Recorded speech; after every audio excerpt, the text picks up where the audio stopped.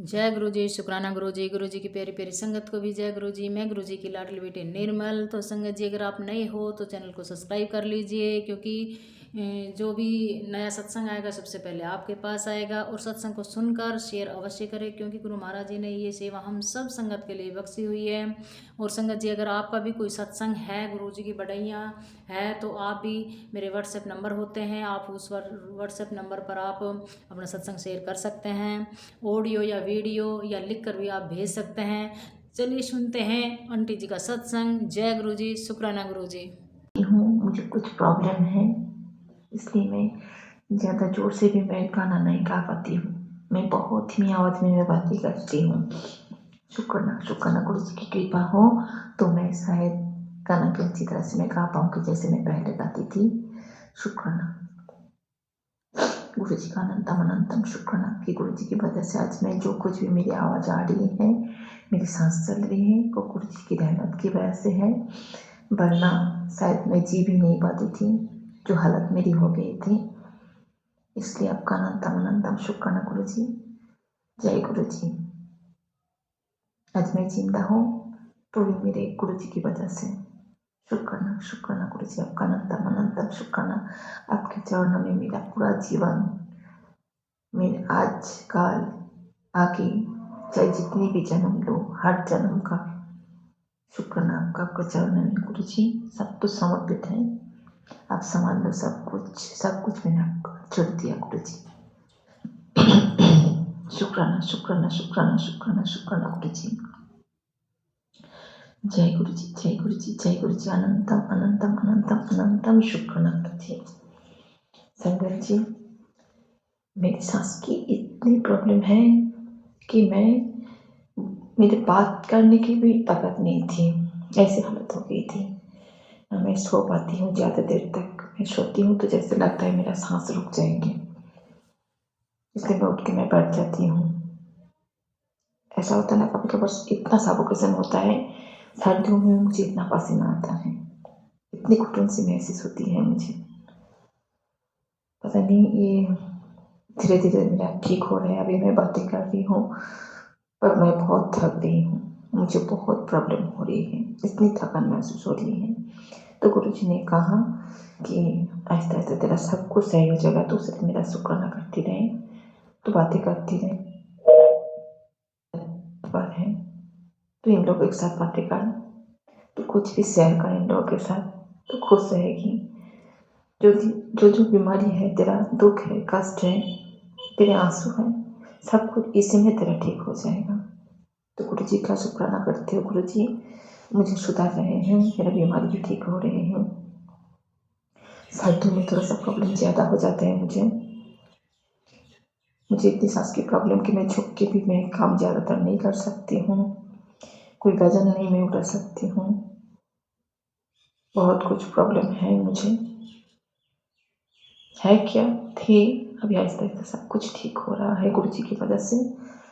दवाई मेरा असर नहीं कर रहे थे, मैं जितना सही मैं दवाई खा लूँ। अब गुरु जी कहते मेरे जल प्रसाद से तो दवाई ले लिया कर, पहले मेरे पास रख के ब्लेस कर ले, वो जो दवाई तू लेती हैं रख के, जो चलाती हूँ, अगरबत्ती चलाती हूँ, मंत्र जप करती हूँ, ब्लेस करती हूँ गुरु जी के पास। गुरु जी कहते मेरे स्वरूप मैंने छू के, फिर उसके बाद उसको इस्तेमाल कर, वो भी मंत्र जप करके, फिर उसके बाद वो दवाई ले ले, देख तेरा काम हो जाएगा। तो मैं वही करती हूँ, गुरु जी का मंत्र जप करके दवाई लेती हूँ, तो धीरे धीरे मेरा असर ठीक हो रहा है। मेरे हाथ पैर इतना कांपते हैं, ये भूकंप की वजह से मेरा जो कुछ भी इशू हो रहा है, नेपाल के भूकंप की वजह से हो रहा है। वरना मुझे कोई बीमारी नहीं थी, कुछ भी नहीं थे। कहते हैं जब अर्थक्वेक होता है तो किसी किसी को शरीर में प्रॉब्लम हो ही जाता है, तो जो मुझे हुआ है, क्योंकि हम फ्लैट के बहुत ऊपर में, शायद 8 मंजिल के फ्लैट में हम रहते थे। मुझे इतना याद नहीं आ रहा है, मैंने कहा ना मेरा डिलीट हो चुका, याद नहीं कर पाती हूँ, क्योंकि मेरे हस्बैंड बिल्डिंग कंस्ट्रक्शन इंजीनियर हैं। इसी वजह से हम लोग फ्लैट में ज़्यादातर रह चुके हैं बाहर में, तो मैं किसी से मैं बातचीत नहीं करती थी, क्योंकि मेरे हस्बैंड का कहना था कि ये सिविल एरिया है, तो यहाँ के लोग अच्छे इतना अच्छा नहीं होता है। ऊपर से तुम बंगाली हो, बाहर मत निकलना, ना किसी से बातचीत करना। मैं मार्केट वगैरह भी नहीं जाती थी। मेरे हस्बैंड डरते थे कि अगर बाहर लेके जाओ किसी की नज़र पड़ जाए, हम ड्यूटी में जाएंगे, पता नहीं क्या हो जाएगा। इसी वजह से मेरे हस्बैंड मुझे मना करते थे। बच्चे का स्कूल भी वो ही खुद ही लेके जाते थे, फिर बच्चे को घर में छोड़ के जाते थे। मैं बाहर जाती ही नहीं थी, इसलिए किसी के साथ बातचीत भी नहीं कर पाती थी। क्या वहाँ का माहौल है, क्या दुकानदारी है, कुछ भी है, मुझे चुकी हूँ पर मैं कुछ नहीं जानती थी। मेरा बेटा राजस्थानी भिवाड़ी में हुआ है। शकुंतला हॉस्पिटल है, प्राइवेट हॉस्पिटल शकुंतला। जो लोग राजधानी भिवाड़ी में रहते हैं वो जानते हैं। और जो दिल्ली चुंगी है, वहाँ पे हम डॉक्टर आशा मैम थी, उनके पास हम डॉक्टर दिखाने लिए जाते थे। वहाँ पे एक काली टेम्पल भी है उस रोड में, दिल्ली चुंगी में। कहते हैं हम मेरे बेटे की बर्थडे जो सेलिब्रेट करते थे, वो हम दिल्ली में जाते थे, लाल किला के उधर। कभी कभार हम मतलब दिल्ली में ही ज़्यादातर हम लोग उसका बर्थडे सेलिब्रेट किए हैं। कहीं पे भी रहे, चाहे हरियाणा में गुड़गांव में रह चुके हैं हम, पंजाब में जालंधर फरीदकोट हम रह चुके हैं। मेरा शादी और 2007 में मेरा बेटा, वो भी गुरु जी कहते हैं वो मेरा है सब कुछ, तेरा कुछ भी नहीं है, तू सिर्फ ध्यान लगा, मेरी तरफ ध्यान लगा, तू इधर उधर मत भटक। तो उस टाइम पे मेरे ब्लड के भी इशू थी। जब प्रेगनेंसी हुआ शरीर में ब्लड बहुत कम थी, तो डॉक्टर ने कहा क्योंकि ये पेन नहीं दे पाएंगे, इसको शरीर में बहुत दिक्कत हो रही है। फिर भी इतना कुछ प्रॉब्लम नहीं हुआ था। जब मेरा बच्चा हुआ तो कुछ ऐसे डिलीवरी जब हुआ ना, तो ऐसे कुछ प्रॉब्लम नहीं हुआ था। एज भी बहुत ज़्यादा नहीं थी, कम थे, तो इतना कुछ नहीं हुआ। सब कुछ गुरु जी संभाल रहे थे, अभी भी संभाल रहे गुरु जी। फिर बच्चा जैसे हुआ उसके बाद ही मेरे बेटे का पीलिया हो गया, 2 दिन के बाद ही उसी हॉस्पिटल में। फिर उसको तो ऐसे रख दिया, गुरु जी की रहमत की वजह से एक पूरा हॉस्पिटल का एक पूरा रूम, ICU रूम पूरा छोड़ दिया। उसमें हम तीनों रहते थे, मेरे हस्बैंड भी हमारे साथ रहते थे। वो कहते थे हम कहाँ जाएंगे, मेरा परिवार मेरा संसार तो सब कुछ यही है। उस टाइम पे मेरे हस्बैंड के दिमाग भी सही थे, अच्छे भी थे। फिर उसके बाद आस्ते आस्ते बच्चा बड़ा हुआ, फिर पता नहीं उसके दिमाग में क्या हुआ। ज़्यादा बड़ा भी नहीं था, 4 साल का था मेरा बेटा। उस टाइम पे कहने लगे चलो गाँव चलो, हम गाँव चलते हैं। तो मैंने कहा बच्चा तो अभी स्कूल में डाला है, तो हम कैसे जाएंगे।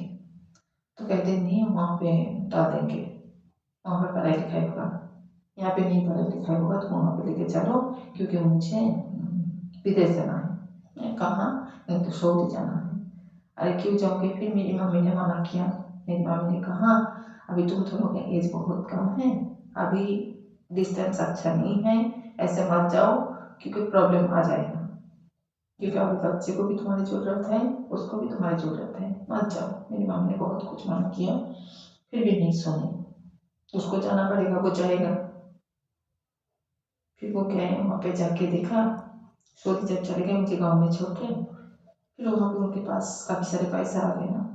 वो कंस्ट्रक्शन का काम करते थे, इंजीनियर है वो। फिर वहाँ पे जाके उसको बैंक में काम मिल गया, बैठे बैठे पूरा दिन इसी में बैठे रहते थे, सऊदी में जाके आराम से महीने में 1-1.5 लाख अच्छा खासा इनकम कर रहे थे। फिर उसको पैसे की लालच आ गई। फिर हम हमारी तरफ एकदम मतलब क्या बोलूँ, हम लोगों का खबर लेना भी छोड़ दिया आहिस्ता आहिस्ता। वो दूसरी जगह फोन लगाने लगे, फेसबुक करने लगे उनके साथ। उसको अच्छा लगने लगे उसको। पैसा क्या नहीं होता है, पैसा हो तो प्रॉब्लम, ना हो तो प्रॉब्लम। तो उसके पास इतने सारे पैसा आ गया, एक तो ज़्यादा एज भी नहीं है हम दोनों का, तो मैं तो गाँव में पढ़ी रही हूँ, मैं तो सबके बीच में रहेगी बच्चे को लेकर, मैं तो बहुत टेंशन में हूँ। तो यहाँ पे मेरी मामी ने कहा अपने पैर में अपने कुल्हाड़ी मार ली, देख अब क्या होगा, पूरी जिंदगी ऐसे चलना पड़ेगा। उसने तो वहाँ पे बस गई, वो उधर ही रह गए, वो अब तो नहीं आएंगे। तो मैंने कहा नहीं, उसको आना ही पड़ेगा, मैं ऐसा कुछ ना कुछ तो करना ही पड़ेगा मुझे, ऐसे बैठे तो नहीं रह सकती। फिर क्या हुआ, मेरी जो खुद की सास थी, जब मेरे हस्बैंड का उम्र 5 साल थी और मेरा देवर का उम्र 1 साल, उस टाइम पे मेरी जो सास थी वो गुजर गई, उनकी कुछ प्रॉब्लम थी तो वो गुजर गई।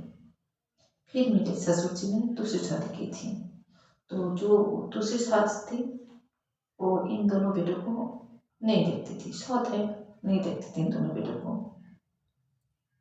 फिर उनके जो दूसरा शादी हुआ उसका 2 बेटी हुई, उन दोनों बेटी को परवरिश वो लोग अच्छे तरह से करने लगे और दोनों बेटों को इग्नोर कर दिया। जैसे तैसे करके ये लोग पढ़ाई लिखाई करके अपना अपना सब कर लें। तो मेरे देवर ने तो आर्मी में ज्वाइन कर लिया, वो तो आर्मी में सर्विस कर रहे हैं और वो सिविल एज में चले गए। वो पहले रोड में काम करते थे, मेरे हस्बैंड के 2 पैसे इनकम करना है, हम लोग तो इतना पढ़ाई लिखाई नहीं हो पाया हमारे, तो चलो रोड में काम कर लेते, कुछ पैसा तो आ जाएगा। फिर मेरे साथ बातचीत कर, क्योंकि हम लोग एक ही गाँव के हैं तो हमारे साथ बातचीत होते रहते थे। तो मैं कहती थी एक काम करना, तू रोड में क्यों काम कर रही है। उस टाइम पे मेरा ये सब शादी होगा ये होगा ये सब कुछ मालूम नहीं था। तो हम कहते थे रोड में क्यों काम कर रही है, ये काम करना, कुछ अच्छा सा कुछ काम कर ले, ढंग का कुछ काम कर। फिर वो जाके क्या किया, प्राइवेट कंपनी में ऐसे सुपरवाइजर की जॉब करते थे। फिर मुझे कहने लगे काम कर, तो मैंने कहा कि सुन, वो पहले मेरे शादी का बात की, तो मैंने कहा मेरी मम्मी पापा कभी नहीं मानेंगे, क्योंकि तू तो ज़्यादा पढ़ा लिखा भी नहीं है, और देख मैं ग्रेजुएशन कंप्लीट कर चुकी हूँ और मैं तो नौकरी के लिए मैं तो अप्लाई कर रही हूँ इधर उधर, तो तेरे साथ कैसे शादी करूँ, मेरी मम्मी पापा कभी नहीं मानेंगे। तो वो कहने लगे जी ज़्यादा पेपर मत कर, तो एक काम कर, तो मेरे साथ शादी कर ले, खुश रहेगी, हम तुझे यहाँ पे नहीं रखेंगे, बाहर लेके चले जाएंगे। तो मैंने कहा अगर तेरा हिम्मत है तो मेरी मम्मी पापा से बातें करके देख, अगर वो मानेंगे तो ठीक है, कोई बात नहीं है, क्योंकि हर किसी का किस्मत होता है, जो मेरा लिखा हुआ है वही होगा। अगर तेरे साथ मेरा रिश्ता पक्का भगवान ने अगर बना के रखे हैं तो जरूर शादी होगा, वरना नहीं होगा। तो उसने कहा भगवान क्या करेगा पता नहीं, पर मैंने तुझे चुन लिया, तूने मेरी किस्मत बनेगी। तो वो मुझे लाकी जाम कहते थे कि तू ही मेरी लकी जाम है, और तेरे साथ शादी करूँगा तो शायद मेरा ज़िंदगी सवर जाएगी। उसने मुझे चुन लिया, मेरा नाम भी अपने हाथ हाथ के बाजू में ना लिख लिया था, वो जैसे लिखते हैं ना किसी चीज़ से लिखा जाता है, उसमें लिख लिया था एकदम कि चल तू ही मेरी लाकी जाम है। फिर उसने जो दिल्ली उमेक्स कंपनी में तब काम करते थे, मुझे यहाँ से ले जाके दिल्ली में चले गए लेके। फिर कंपनी वालों ने कहा अरे तुमने एक ऐसी नाबालिग लड़की को लेके आ गई हो, तो उन्होंने नाबालिग नहीं है, साबालिग हो चुकी है, क्योंकि वोट में उसका वोट कार्ड है, उसका कोई प्रॉब्लम नहीं है। तो कहने लगे वो तो सब ठीक है, पर ये तो ऐसा है ना, बिन शादी के रहोगे कैसे। तो कंपनी वालों ने कहा एक काम करते हैं, हम तुम्हारा पहले शादी करवा देते हैं। लखनऊ में हमारा अमरजीत कंपनी थी वहाँ पे, तो वो भी कंस्ट्रक्शन में काम चल रहा था वहाँ पे, तो वहाँ पे लेके बोला कि इधर लेके आ जाओ उन लड़की को। तो मुझे लेके वहाँ पे लेके चले गए, तो बोला कि यहाँ पे एक हाथी बाबा है, तो वो रजिस्ट्री भी करवा लेते हैं और शादी भी करवा देते हैं। तो कंपनी वालों ने सब कुछ अरेंजमेंट किया, हम दोनों की शादी भी वहाँ पे हुआ लखनऊ में जाके हरदई बाबा के। वो बहुत बड़ा शिवलिंग है, आप देखोगे तो मानोगे नहीं, जैसे साक्षात शिव हमारी शादी करवा रहे हैं। तब तो गुरु जी कहते हैं हमारे देख रेख में तेरी शादी हुई है, जो कुछ भी काम होना था वो सब कुछ मैंने किया, तेरी मम्मी पापा कोई रिश्तेदार कुछ भी नहीं है, जो कुछ भी है वो हम हैं। इसलिए इसी रिश्ते को तो बना के चल, जो कुछ भी हो रहा है तेरे भले के लिए हो रहा है, ठीक है, शादी हो गया हमारा, बच्चे भी हो गए, हम बाहर में घूमते रहे। उसी कंपनी का मैं इतना थैंक यू बोलूँगी, उन्होंने हमारे हनीमून के लिए गाजियाबाद भेज दिया, क्योंकि वहाँ पे भी कंस्ट्रक्शन, उसी कंपनी का कंस्ट्रक्शन का काम चल रहा था, बिल्डिंग बन रहे थे। आप लोगों ने सुना होगा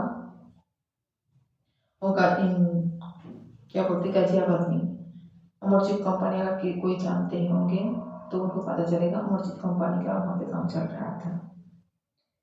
ठीक है, वहाँ पे हम लोग हनीमून मना लिए हैं। उसके बाद घूमते घूमते घूमते हमारे बच्चे भी आ गया, फिर राजस्थान चले गए। अजीतगढ़, राजस्थान के अजीतगढ़ जो नाम जगह होता है, वहाँ पे हम गए, वहाँ पे कंस्ट्रक्शन का काम चल रहे थे। फिर जहाँ जहाँ बिल्डिंग का कंस्ट्रक्शन का काम चल रहा था, वहाँ वहाँ हम गए, जहाँ जहाँ काम चल रहा था। फिर घूमते घूमते घूमते घूमते जाके राजस्थान भिवाड़ी में, वहाँ पे जाके मेरा बेटा हुआ, एक प्राइवेट हॉस्पिटल में। ठीक है, हो गया, बच्चा हो गया। फिर कैसे अकेले हम कैसे करेंगे, घर वालों को बोले, वो सब कह रहे कि यहाँ लेके आ जाओ, तो इन्होंने, मेरे हस्बैंड ने कहा बेटा मेरा है, बेबी भी मेरी है, तो हम क्यों इन लोगों के पास छोड़े, वो हमारे पास रहेंगे, जैसे तैसे करके यहाँ पे रह जाएंगे। ठीक है, 5 दिन हॉस्पिटल में थी, उसके बाद से मैं काम कर रही हूँ गुरु जी की वजह से, बच्चे भी संभाल रही हूँ। वो भी ड्यूटी जाते थे सुबह को, फिर जल्दी आ जाते थे, आके घर का कुछ काम करते थे, क्योंकि हमने सर्वेंट नहीं रखा, फ्लैट में हम अकेले रहते थे, तो डर लगता था कि मैं तो बच्चा हुआ है, अभी अगर मैं सो गई तो पूरा घर तो एकदम खाली हो जाएगा, किसको हम विश्वास कर सकते हैं, किसके मन में क्या है पता नहीं। इसलिए मेरे हस्बैंड ने उसको, मतलब वो साबुन वगैरह नहीं रखे। ठीक है, बच्चा बड़ा हुआ, फिर स्कूल में मेरठ में, उस टाइम पे हम लोग मेरठ में थे, प्रेसिडेंसी स्कूल है, तो वहाँ पे हमने स्कूल में उसको दे दिया। अब बाहर में क्या होता है, बहुत कम उम्र में बच्चे को स्कूल में दिया जाता है, गांव में क्या होता है 5 साल होता है, उसके बाद बच्चा स्कूल जाता है, और वहाँ पे 2.5-3 साल में सब बच्चा भेज देते हैं, प्री नर्सरी, नर्सरी, इसी में से डाल देते हैं। हमने भी वही किया। अब मेरा खिलौना था मेरा बेटा, मैं तो कहीं जाती नहीं थी, मेरा बेटा भी सिर्फ मम्मा पापा और मैं, मम्मा पापा और मेरा बेटा, वो यही जानते थे कि हम तीनों का संसार है। वो भी कहीं बाहर में किसी के साथ मिलजुल नहीं है उसके पास, कि वो कहीं पे जाए, खेलने जाए, कुछ भी। मैं भी कहीं पे नहीं भेजती थी उसको, कि मैं ही नहीं जाती तो बच्चे को कैसे भेजूँ। फिर आगे गाँव में वो चले गए, सो दी, बस उसके बाद से मेरा पूरा किस्मत पूरा काया पलट गया। जैसे उनके पास इतने सारे पैसे आ गए, तो हमारी मुसीबत का जड़ थे मेरे हस्बैंड को आउट ऑफ कंट्री जाना। उनके पास इतने सारे पैसा बैठे बैठे मिल के, उसका दिमाग एकदम घूम गया, चले गए दूसरी तरफ।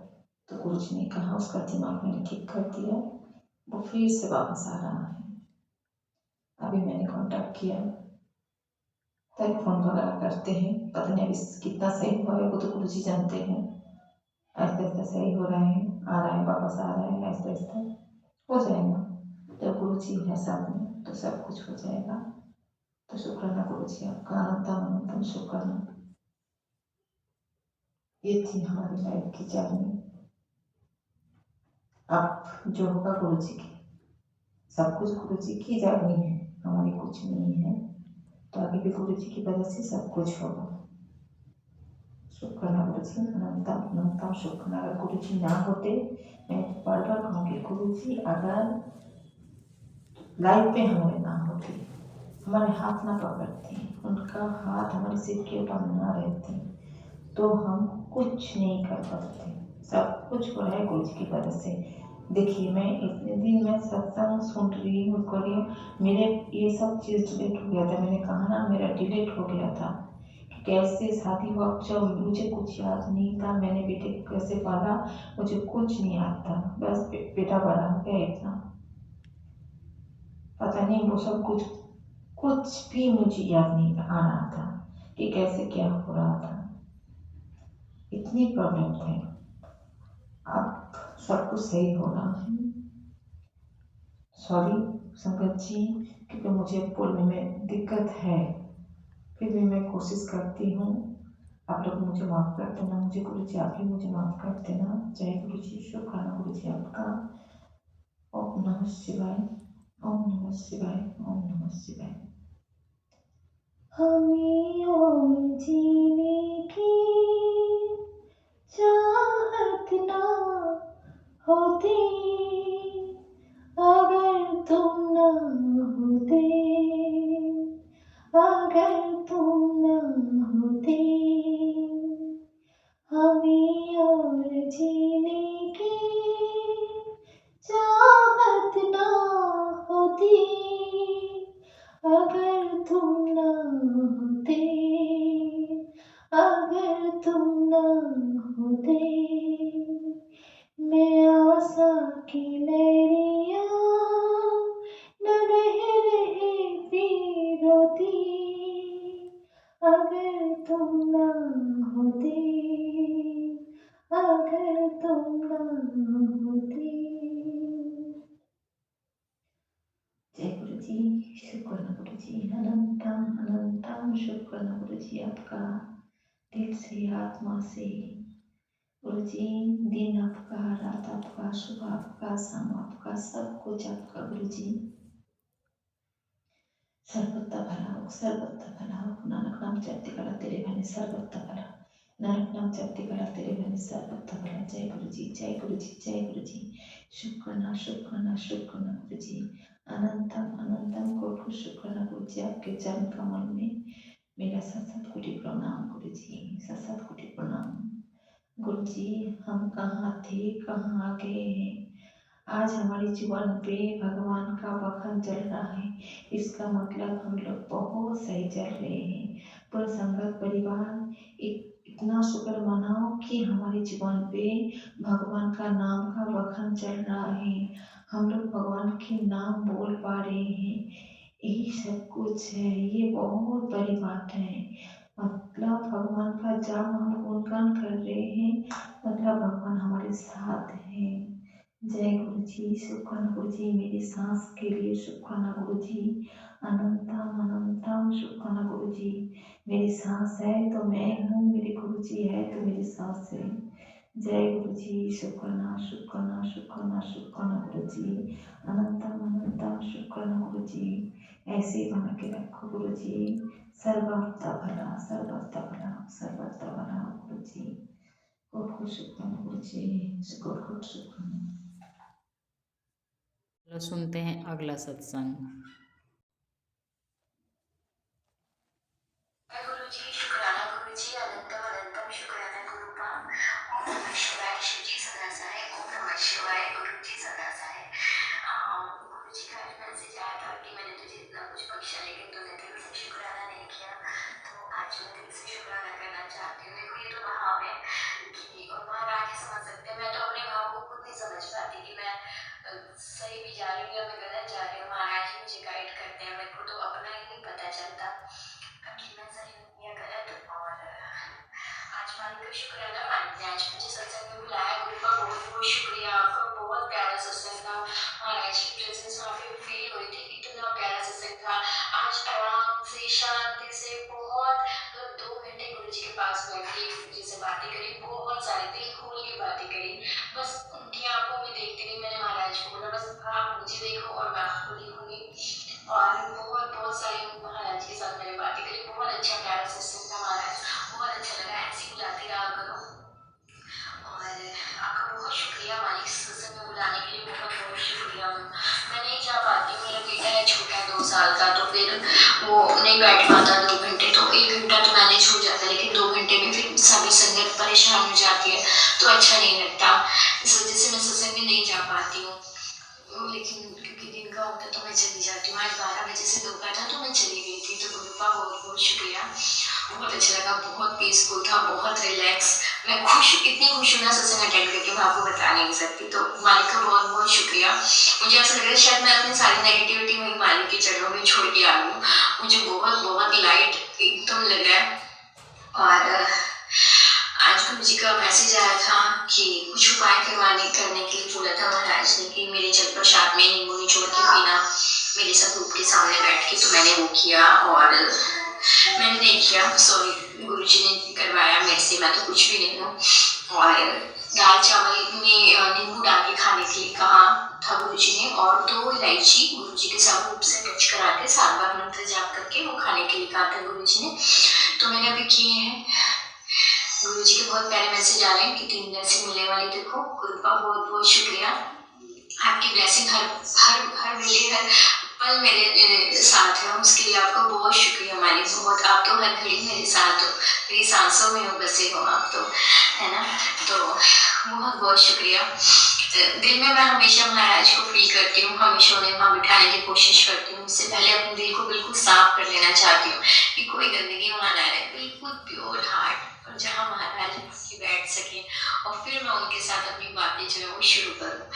और बहुत सारी बातें, मतलब मैं इतना बोलती हूँ, मैं बहुत इंट्रोवर्ट नेचर की हूँ, मैं इतना लोगों के साथ कनेक्ट नहीं करती, मैं इतना लोगों को पसंद नहीं करती, ना बोलती भी नहीं हूँ बहुत ज़्यादा लोगों के साथ। लेकिन महाराज को मैं छोड़ती नहीं, इतनी बातें करती हूँ सारा दिन, सुबह से शाम तक महाराज के साथ। ये हो गया गुरुपा, ये हो गया, अब ऐसा, अब वैसा, ये हो, सारा दिन उन्हें बोलती रहती हूँ। और बस यही कहती रहती हूँ, गुरु जी मैं आपसे बहुत प्यार करती हूँ, बहुत प्यार करती हूँ। मेरे पास कुछ है नहीं, मतलब कैसे मैं आपको ये चीज़ दिखाऊँ कि मैं आपसे कितना प्यार करती हूँ, कैसे आपको बताऊँ। वो शब्द ही नहीं है मेरे पास कि जिन शब्दों में मैं आपको ये बता सकूं कि मैं आपसे कितना प्यार करती हूँ, आपसे बहुत प्यार करती हूँ। और गुरु जी का भी मैसेज आया था कि मैं भी तेरे से बहुत प्यार करता हूँ। और आज गुरु जी का इतना प्यारा मैसेज आया कि मतलब गुरु जी का मैसेज था कि तेरे लिए तो मैं देवी देवता जान भी लड़ जाता हूँ, मतलब देवी देवताओं से भी लड़ जाता हूँ। तो मतलब मुझे इतना अच्छा फील हो रहा था, ये नहीं कि गुरुपा देवी देवताओं से लड़ जाता हूँ, मतलब कि कोई मेरे लिए खड़ा है, मेरे लिए, मेरे साथ खड़ा है, मेरे पास खड़ा है, कोई मेरा है। इस मतलबी दुनिया में कोई मेरा है, एटलीस्ट कोई तो मेरा है, और वो है गुरु जी। तो बहुत खुश हूँ मैं कि मेरे पास एक रिश्ता है जिसे मैं सीना ठोक के कह सकती हूँ कि हाँ वो बहुत प्यारा रिश्ता है, बहुत साफ रिश्ता है, और मैं आंख बंद करके उस रिश्ते पर भरोसा करती हूँ। और वो रिश्ता मेरा सिर्फ गुरु जी के साथ है। गुरु जी बहुत प्यार करते हैं मुझसे, बहुत बहुत प्यार करते हैं, अनकंडीशनल लव करते हैं, वो मेरे से बहुत प्यार करते हैं। अपनी प्रेजेंस हमेशा फील कराते हैं, अपना प्यार भी हमेशा फील कराते हैं। और मैं गुरु जी से एक ही बात बोलती हूँ कि इस जन्म में और हर जन्म में हमेशा बस आपके चरणों की सेवा मुझे मिले। आप हमेशा अपने पास मुझे बिठा के रखना, और बस मैं आपको देखती रहूँ, आप मुझे देखते रहो।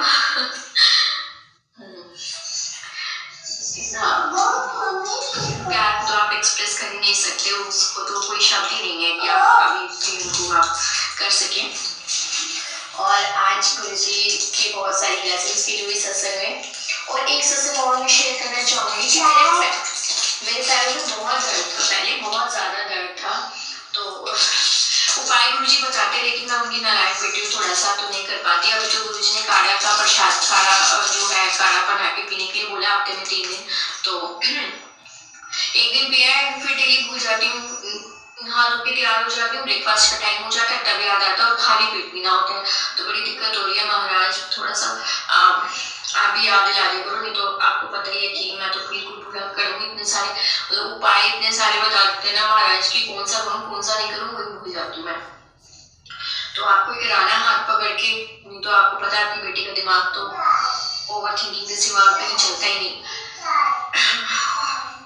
तो वो जो पैरों का दर्द था वो एक्चुअली गुरु जी ने बोला था कि किसी की गिफ्ट की हुई चीज तूने पहने, तो मैंने बिछुए पहने हुए थे, तो महाराज ने कहा था कि वो उतार दो तो ठीक हो जाएगा। और वो मैंने जब से उतारे तो मेरे पैर बिल्कुल ठीक है, अभी मेरे पैरों में कोई दर्द नहीं है। हाँ मेरा वेट थोड़ा ज्यादा है, तो उस वजह से मुझे दिक्कत होती है कि शरीर भारी हो जाता है, तो लेकिन वो भी जल्दी कम हो जाएगा, मुझे पता है महाराज मेरी मदद करेंगे मेरा वेट कम करने में। मैं उनसे बस इतना कहती हूँ कि मैं मेरी जो भूख खाने की इच्छा है ना उसको मार दो, तो अपने आप मैं धीरे धीरे लाइन पे आ जाऊंगी।